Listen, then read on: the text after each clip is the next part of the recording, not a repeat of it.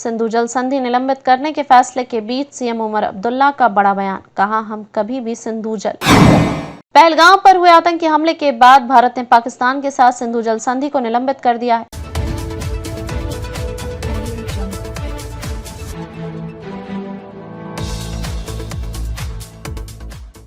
नमस्कार, आप देख रहे हैं तापमान एक्सप्रेस न्यूज।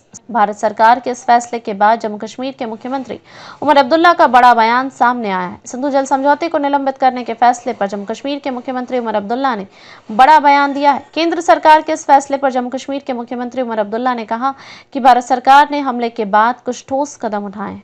उन्होंने यह भी कहा कि जम्मू कश्मीर के लोग कभी भी सिंधु जल संधि के पक्ष में नहीं रहे हैं। उन्होंने कहा कि यहाँ के लोगों ने उसे हमेशा से अनुचित दस्तावेज माना है।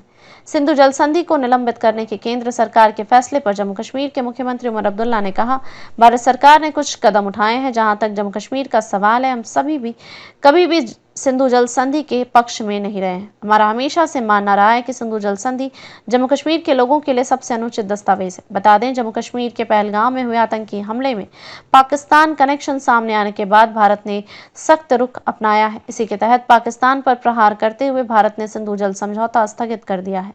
जम्मू कश्मीर के मुख्यमंत्री उमर अब्दुल्ला ने इससे पहले शुक्रवार को कहा कि उन्होंने पहलगाम आतंकवादी हमले के बाद कश्मीरी छात्रों और व्यापारियों के बीच सुरक्षा की भावना पैदा करने के लिए कैबिनेट मंत्रियों को देश के विभिन्न शहरों में भेजा है। जम्मू कश्मीर के सीएम ने कहा कि मंत्रियों की इन यात्राओं का मकसद संबंधित राज्य सरकारों के साथ प्रयासों का समन्वय करना और जम्मू कश्मीर के निवासियों की सुरक्षा एवं कल्याण सुनिश्चित करना है। क्या चीज? The government of India has taken some steps as far as Jammu and Kashmir is concerned. Let's be honest, we have never been in favor of the Indus Water Treaty. We have always believed that the Indus Water Treaty has been the most unfair document to the people of Jammu and Kashmir. Now what the medium to long term implications of this are, that's something we will have to wait to see. आज कोई सियासत नहीं, हर कोई मैदान